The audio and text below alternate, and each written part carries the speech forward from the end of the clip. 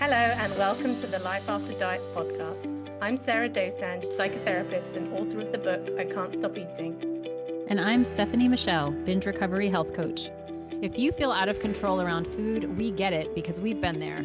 Thank you for joining our conversations about how to make peace with food and feel more comfortable in our bodies.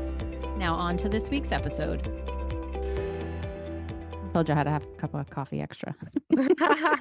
Well, if you've had an extra cup of coffee, do you want to start, Steph? Well, I just want to introduce our guest today because we have Sinead from Intuitive Eating Ireland on the podcast today. And for anyone who hasn't heard yet, we are all hosting alongside Shauna Gibson as well, the Tame Your Inner Critic workshop in Dublin in September, on the 16th of September. And we've got Sinead here on the podcast to introduce herself for those of you who don't already know of her or who just love her so much that they want to learn more about Sinead and hear her story. And welcome to the podcast, Sinead. Oh, thanks so much, girls, for having me. I'm so excited for our event coming up. Do you know what? We're not going to feel it now. It's going to be coming around very quickly.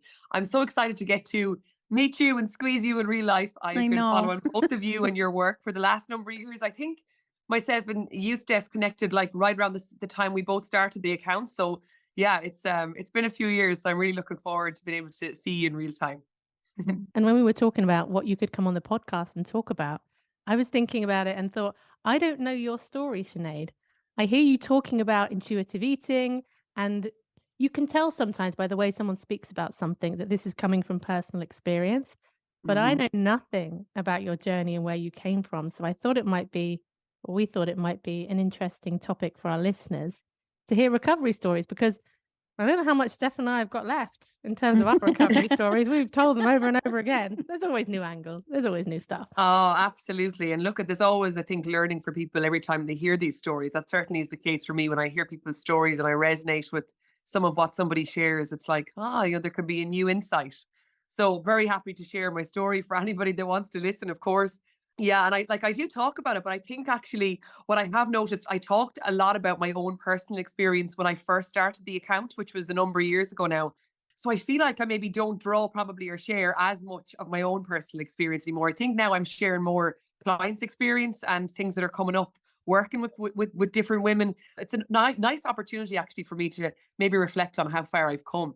And that's lovely. So just a little bit of background. I was born in the west of Ireland. I have 3 sisters and I was really lucky at a wonderful childhood. And What sister are you, Sinead? I'm the eldest. Okay. I'm the bossy one. I'm the one that they come to for all the problem solving. That's me. Okay, me too. Yeah. But so yeah, like really lucky growing up. But I always thought that the start of my disordered eating behaviors and my kind of fractured, fraught relationship with food started after I joined the Slimming Club, Weight Watchers.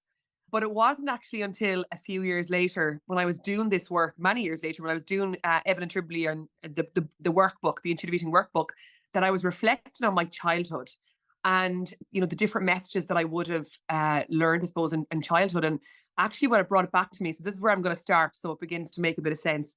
I was in an accident. I was on a school tour with all my classmates when I was 10 years old, and I was on an accident, and it was quite a serious accident. I was helicoptered into the hospital and would have had a serious injury to my hand. So I was in hospital for a number of months. And yeah, that time, was, I suppose, my parents had 3 younger children. My dad was working all the hours that he had to work. He ran his own business, and mom obviously was working as well, and she would have had the 3 kids at home.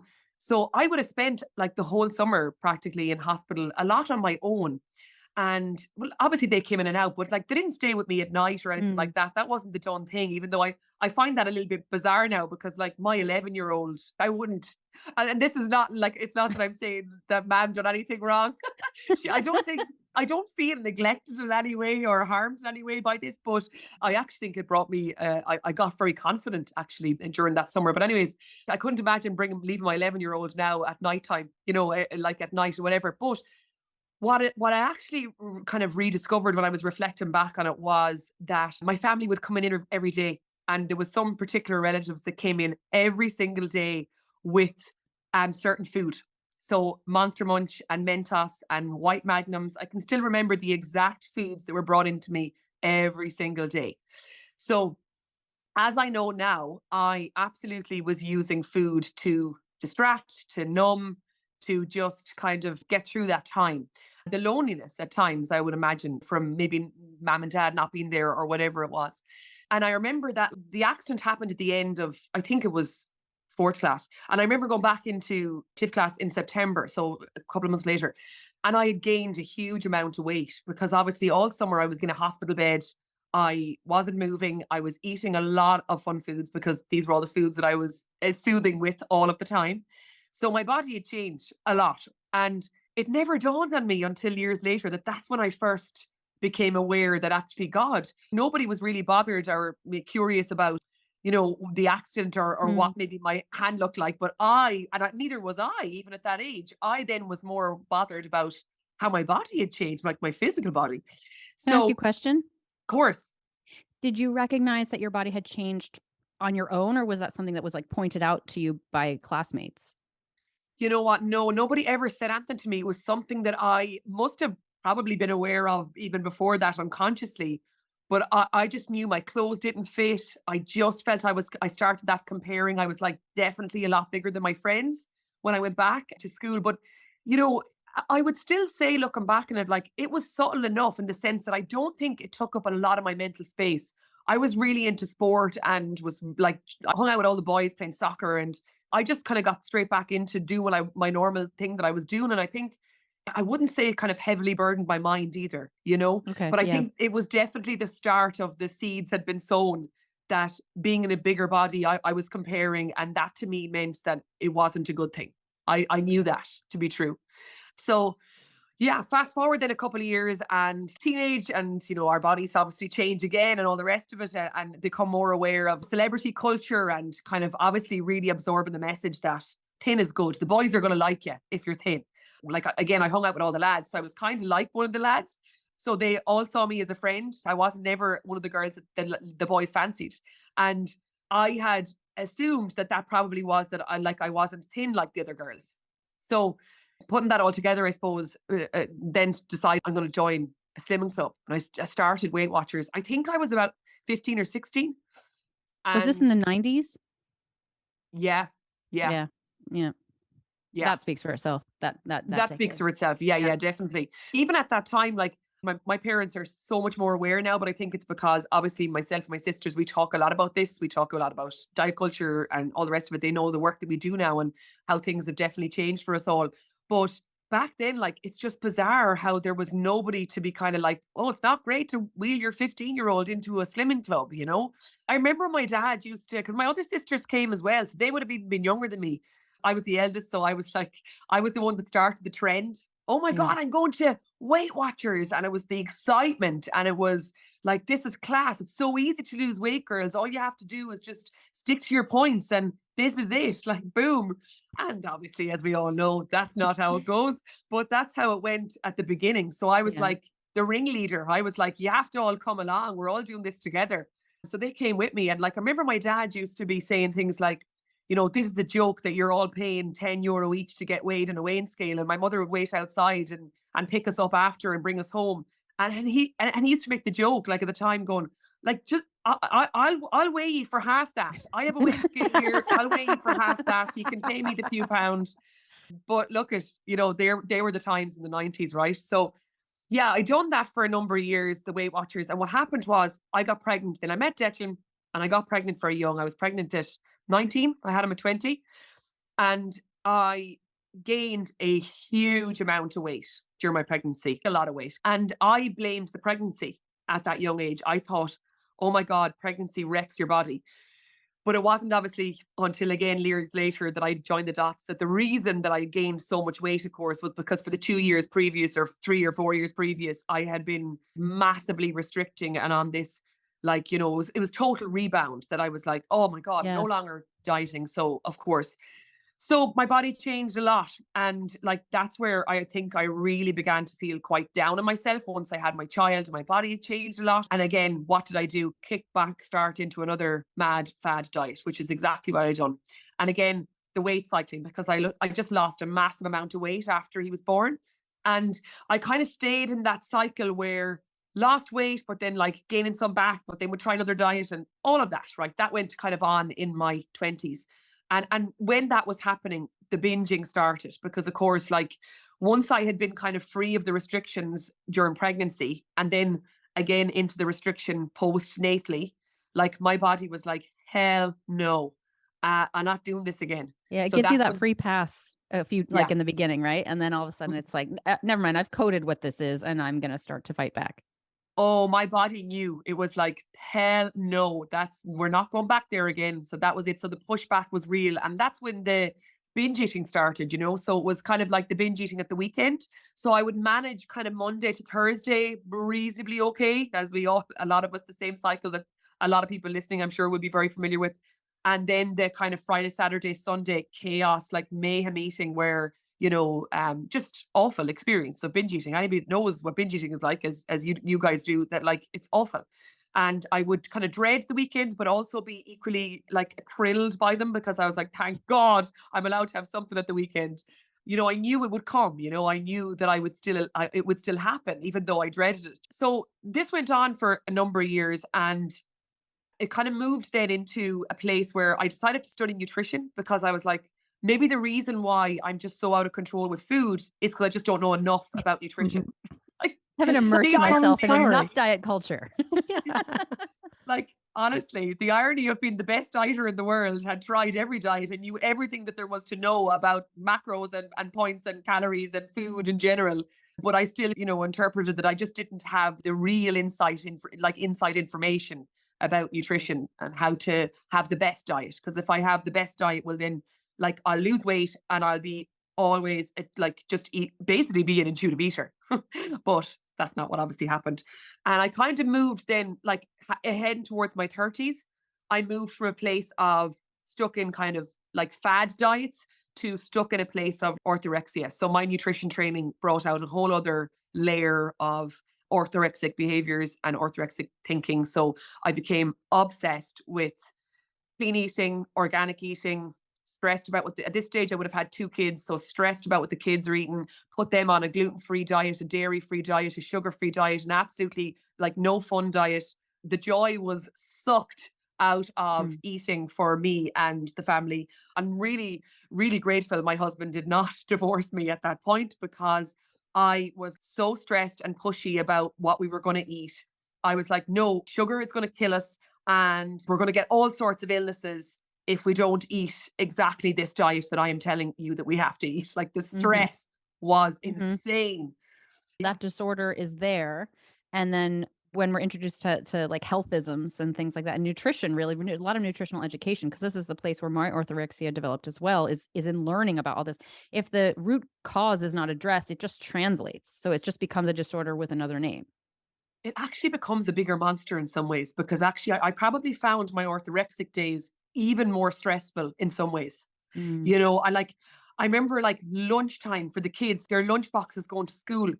Oh, the stress, the worry, the dread that I wouldn't be sent, like it was just horrendous. And I think in a way it also brought me the gift of, because I would say like, well, maybe it wasn't a gift, but it certainly allowed me to see what was in front of me, to see what I couldn't see, which was I then saw my then kind of 5-year-old, 3, 4, 5-year-old Evan, who started binge eating and secret eating because of the rigid rules I had in place. And seeing what was happening with him was like a complete mirror. I was like, oh my God, that's me. I do that. And I knew that like it wasn't good for him. So it just completely kind of was shining a light on, this isn't normal. It's just not. And I slowly began to realize that I need to do something about it for him. But also it kind of gave me the permission to look at what was happening for me as well. And how did you discover that? How did you realize that that's what your son was doing? I would find like food wrappers under his bed, under his pillow. I started to notice different behaviors. Like we would go to Granny's house and he would be obsessed with the food press and he would be hanging out around the food press and not playing with other kids. He was the child that would go to the party and not play at all, but just hang around the food table. And then he would leave and like vomit because he had so much. Yeah. His obsession with food was just kind of mirroring mine as well. You know, my obsession with food at the time. I suppose because of my obsession with nutrition and food and all the rest of it and being thin and all the rest of it, like I had read everything under the sun that you could possibly read. And of course, I had read something on intuitive eating. I'd also came across, I don't know if any of you had read it before, maybe intuitive eating, like the Janine Roth's work. So I came across her We've work. got an episode on that. Okay, yes, yes. So like, yeah, came across that and look at it just planted some seeds that there was this was out there, but I wasn't ready to not pursue the weight loss. I wasn't ready to let go of that goal. But when I saw what was happening with Evan, I knew that something needed to change. And I suppose this also kind of coincided with what was happening for me and my sisters. So there was kind of a few things happening, I think, all maybe at the one time. Myself and my sisters were at the place where we kind of, and maybe this comes with age and just life and learning and kind of being able to reflect on where life is going and your purpose. But I got to the point, and so did my sisters, where we were like, surely to God, we have other things to talk about than weight loss and dieting. This is the dullest conversation ever. And every time we meet and we sit down together, we're talking about what we're eating and what plan we're following and how it's going, whether it's going good, whether we've kind of fallen off it or how do we get back on it. That was just the conversation all of the time. It was just so beyond boring. We kind of came to the conclusion that there was a bit of like a codependent something or other happening with like when they were off the wagon, I was on it. And then like it was like this pull where I don't know what was happening. Was I empathizing with them or they were empathizing with me and they'd fall off it and I'd fall back on. Sure, look, it was just all this, the dynamics was just not good and it wasn't healthy. We were like, we have to stop this conversation. So it's kind of like this little pact that we made. And we did. We actually stopped talking about it. We removed it from a topic. And like you could see sometimes every now and then, like we'd be like, oh, the urge to say, well, I heard about this new thing that whatever my friend Mary is doing. But we just wouldn't do it. We would just stop ourselves from having that conversation. And I really think that also was an incredible shift for us because yeah, it did really highlight how we were bonding, diet bonding. We were kind of holding one another back actually in many ways, there was different things going on. So I suppose it all came together and I went back to the intuitive eating book and I was like, I'd whipped it out. I'd had the book here. I had it in my bag and I'd kind of come and go from it. And I remember then my sister, Gillian, the book fell out of my bag one day and Gillian was like, what's going on here? What's this all about? And she was like, are you practicing intuitive eating? And I was like, she had also obviously read about it, knew all about it as well previously, but she was like, this is so weird. I've been thinking about this as well. And I think that this is where I actually have landed, that I do need to look at this. So she got the workbook, I got the book. We both kind of started, I suppose we did start talking about it and connecting about what we were learning, which I think at the time was actually really helpful and healthy. It was very different to what it was before in terms of the dieting. And we kind of moved through that and we're kind of, practicing and learning as much about intuitive eating as we possibly could. And then, I don't know, maybe like a year later, we started our Instagram page together. So that was like a couple of years ago now, 3 years ago, I think. And yeah, Gillian was on the page a lot for the first year. I'm sure, Stef, you remember Jill on the page. But yeah, she's kind of allergic to social media and it all got a bit much for Jill. So her nervous system was like, so she had to get off. So she no longer is on the page, but she is in the background, obviously, and supports me and is still practicing intuitive eating. But I decided, obviously, to carry on. And yeah, then in the last year or the year before, I'd done Evelyn's training and obviously trained to be an intuitive eating counsellor. And I work in mental health as well. So I have other trainings, I suppose, additional to that. But that's basically, does that give a bit of a summary of my story? I can talk, right? You'll have to shut me up.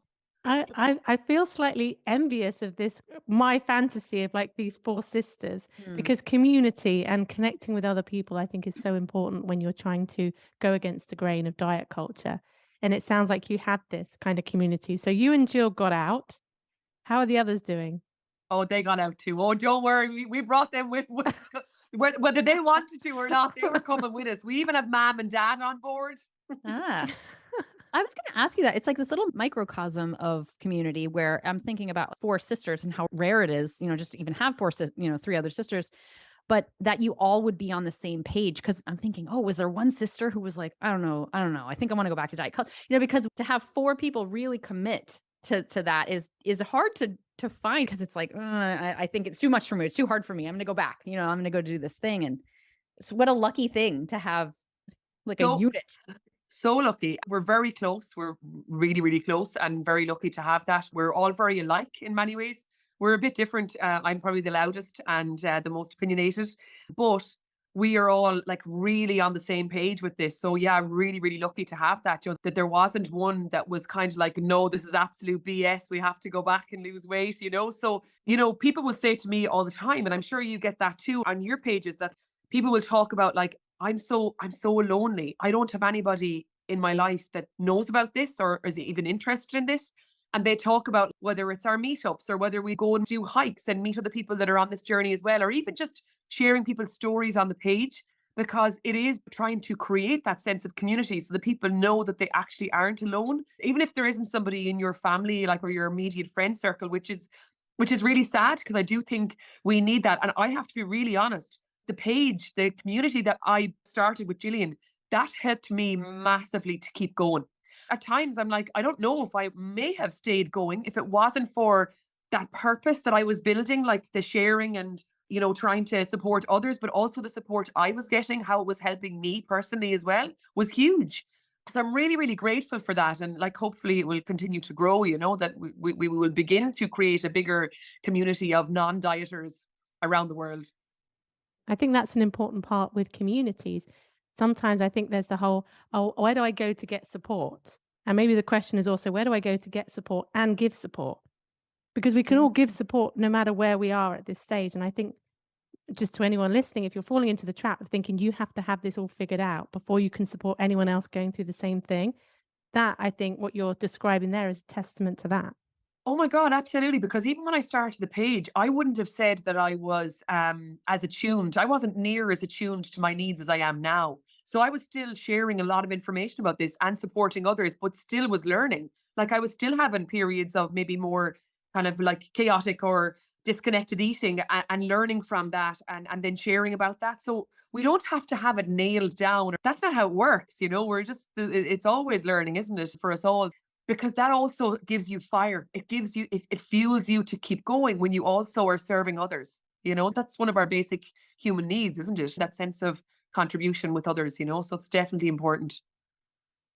I think the community aspect of things is something that maybe, well, I'll speak for myself. I would have thought of it as a supportive role, but I think it's a vital role. And because I really resonate with this idea of when it becomes your purpose, like it became my job.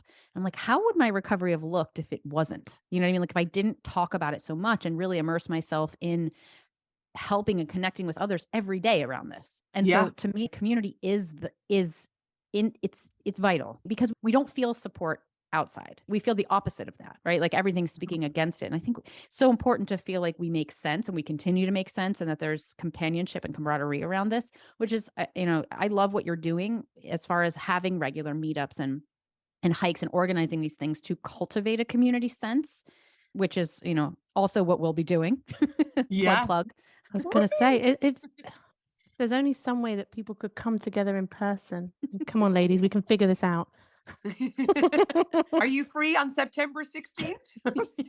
I happen to be, yeah. As a matter of fact, I'll be in Dublin. Woohoo! But I'll be there, ladies. I'll be there. Yeah, tickets still available. Link below. But like, all joking aside, any of the events that I have ran in person, people have made friendships and connections at them events. I actually have, like, I love to hear from them, but there's a group of 3 or 4 girls that came to our first ever retreat. Me and Gillian done a retreat, and it was a full weekend treat, like fabulous. And these ladies have made a lovely friendship. Like, they meet up all the time. They come to other events and they kind of come together, travel together. Like, it's just wonderful. So yeah, for anybody that actually does ever feel like, God, you're not the only one. I know it's difficult, but trying to and come alone. Like, loads of people come on their own. Most people actually come on their own. They don't know anybody else coming. But you'll make connections. It's really, really key. I have a client who lives in Ireland who went to one of your events last year, and she was really nervous to go.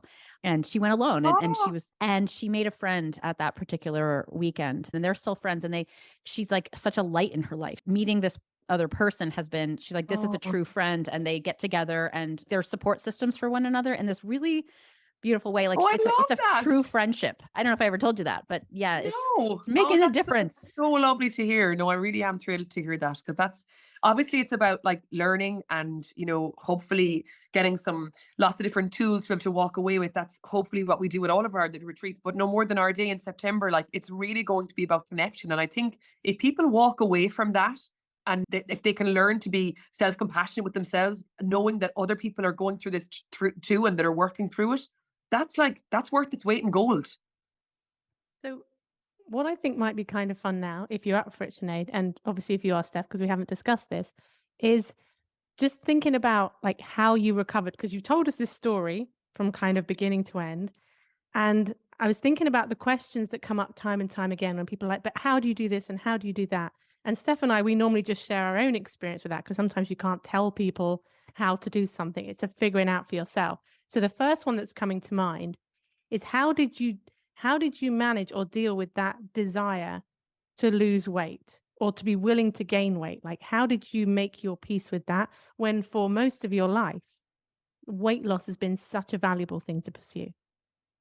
So I don't think I was ready to gain weight at the beginning. I wasn't willing to kind of accept that at the early stages. But what I was willing to do was I was willing to stop the controlling of the food. I was willing to stop the restricting. I was like, I'm going to begin to allow these foods, whatever I want. I was kind of quite happy to do that.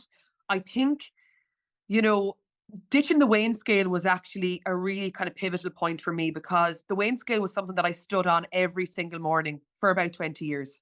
And maybe again in the afternoon, you know, there was a real obsession with the weighing scale.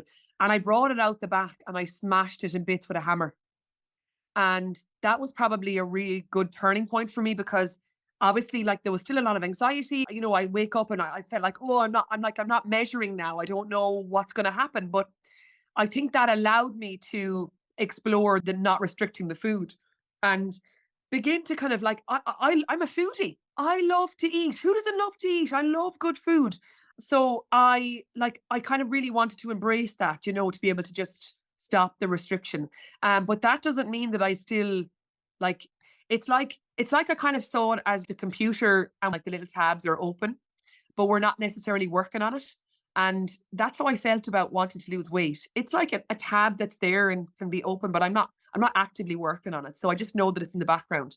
And I could not say hand on heart that has completely vanished forever. Like, I still feel that can surface and crop up for me, you know, but it's not something I'm ever going to actively work on again. That's just, and I've come to that conclusion because of what I was learning in the early days, that actually my binge eating stopped. I mean, I like, my binge eating was horrendous, and thankfully I have no shame about sharing things like this. But I would have drove home from wherever and stopped off in a supermarket or wherever and filled the trolley with stuff, and maybe had a load of it in the car, literally inhaling, like opening wrappers, barely noticing what I was eating, and come home, and then I would fire it all in the bin, whatever was left that I hadn't eaten, and like I could squirt, like, you know, washing up liquid or fire something else on top of the bin so that I wouldn't eat it. An hour later, I could have went back into that bin to get what was left. Or, you know, I would have engaged in all sorts of behaviors that I just knew that, like, this just is not good. So the binge eating was horrendous. I could like eat other people's food and like deny it. I'd be like, no, I that wasn't me. You know, don't know what you're talking about. Not a clue. I'd never do that. But I did. So, and like hide food and all of that. So I suppose once I started not restricting, in the early stages, I would say that there was a lot of like, I was eating a lot of the food, you know, that I had been obviously trying to avoid for decades. But actually that binge eating behavior did kind of dissolve actually for me quite quickly. And don't want to put a time on that. Not saying it happened in a few weeks, but I did notice that had shifted for me early on. And I was like, God, that does feel good. That does feel good. Like, no longer binging. There's something about that. I felt like, you know, I could move from there. I could move forward from there. And I just kind of continued to build on it. But I wouldn't say that I was willing for my body to change necessarily in the early stages. I think that's something that came with time as I got more angry with our diet culture conditioning and the beauty ideal, and understanding how we've all been so screwed over by this, and understanding that all of my own fat phobic beliefs, anti-fat bias that I had learned, like being able to kind of pick that apart and question, like, why would I be afraid of gaining weight? What would that even mean for me? But why do I think that? Do I think that about other people? All this kind of stuff. So I was able to unpack that, and that definitely helped, and that's something I think we'll always have to do, we're always going to have to work on that. If you want connection and support around any of the topics we talk about on the podcast, we would love for you to join our membership community. Members have access to monthly online support groups, a private Facebook group, live episode recordings, and member-only Q&As. If you would like to join us, please head to lifeafterdietspodcast.com/community. Now let's get back to the episode. I really like the tab open thing. It feels a little safer, especially for some people to almost be like, that tab is still open in the back, but I'm just not actively pursuing it. But I'm also not directly saying that I'm willing to. I think for some people that could be like, I'm just focusing on not restricting. I'm not really. But when your body did start to grow, how did you handle that? Well, I had a few tantrums. So I had a few days where there was times where I just rang Gillian and I would bawl my eyes out crying, going like, no, I can't take it. I can't tolerate it. And I would have been dysregulated at that point for sure, because I would have found that quite stressful. There was definitely them days, and I absolutely had them wobbles. And I suppose, again, I think it comes back to that support piece, that I would have had Gillian there to help co-regulate, being able to ground into, but look at all I have gained. Well, look at everything else I've gained. Yes. Look how far I've come. And I would remind myself, like, I'm not going back. I know that, but I am finding this hard.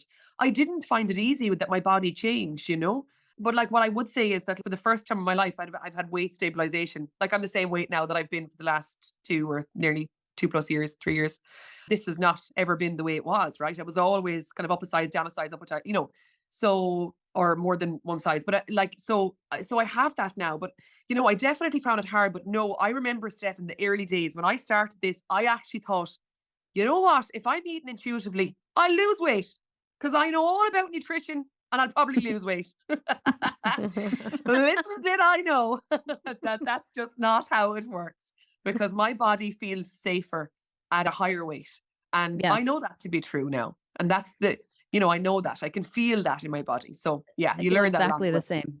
And I want to highlight, I did the same thing with, I cried like almost every day as my body grew, like, just because there was this resolve to not restrict anymore. There was a lot of panic as my body actually started to grow. And I also needed to co-regulate. As you say, you used Gillian, I used Mike, and he was like that level-headed force that was kind of like, you're doing things differently than you've ever done them. Like, he was watching me shift and watching my relationship with food shift. And he was the voice that I didn't have access to when you get that dysregulated. When you're in panic, you're like, oh, and you're just like, you can't think like that. It's like this outside thing that can come in and sort of help you. So this support angle on that, I think, is key.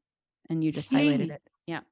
Oh my God, definitely. Because there's no doubt about it. If I didn't have somebody to reach out with, I reckon I would have panicked and could have very likely decided at that point, maybe I'll just try something. I'll try a diet for a week or two and lose a bit of weight.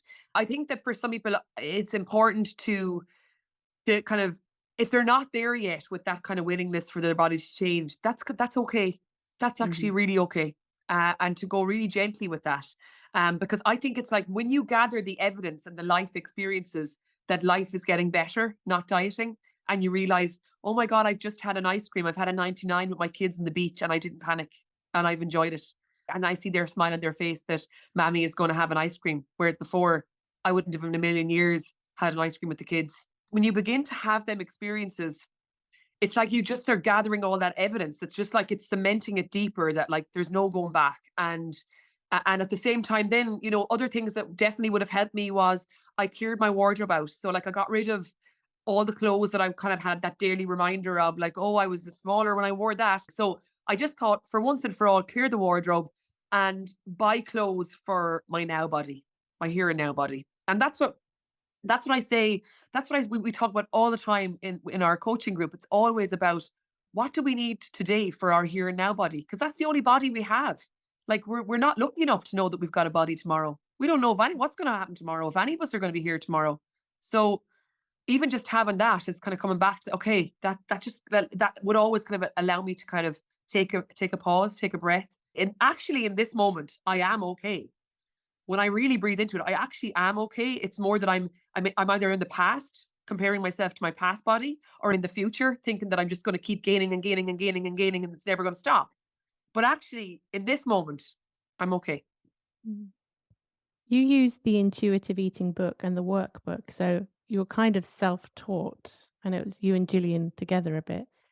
And your book, Sarah. And my book. Yeah, read your book. But back when then?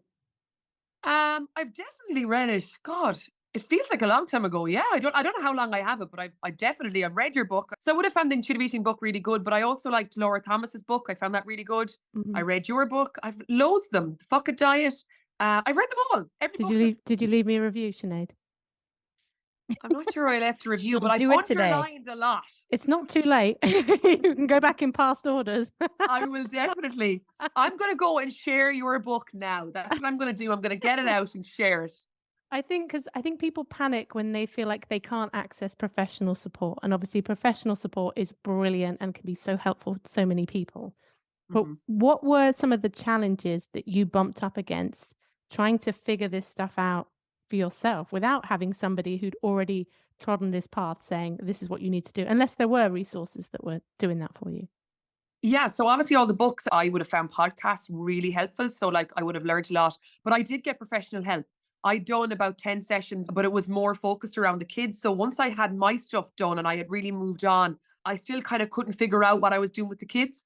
But obviously in doing the work with raising intuitive eaters, it also helped me uncover other bits that I was still holding on to. So I did have that professional piece as well. So I done that with her and I found that really, really helpful. Yeah. Oh, I feel like I know you a little better today, Sinead. I mean, I already knew I liked you, but now I feel like I know your story. It just kind of it fills out the edges of something when you're getting to know someone. Oh, well, look, it's been lovely to come and share it. I hope it all made sense. I'm such a waffler. Yeah. I could talk forever. No, you actually said it. You did a very linear telling of like starting with the accident and working right on up to parenting and where you are now. So we're really excited to be collaborating. I am so excited. I couldn't believe it when I got the message. I was like, oh my God, they want to come and work with me. Are you for real? Oh, I can't wait to give you such a big hug. It's been, like you say, it's been like 3 years of seeing you on only social media.